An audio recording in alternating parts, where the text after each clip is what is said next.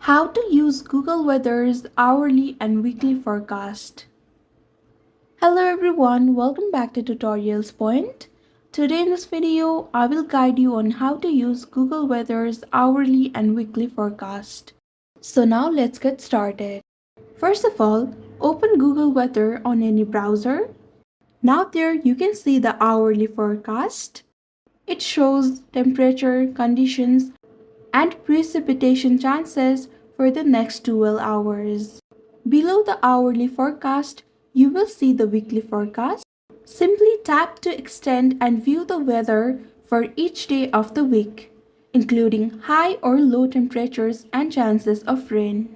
You can also see details like wind, speed, humidity, and UV index by scrolling further down. Now, you can easily check the hourly and weekly forecast with Google Weather, perfect for planning your day or week. I hope you found this video helpful. Don't forget to like, share, and subscribe to our channel. Thank you so much for watching. See you in the next one.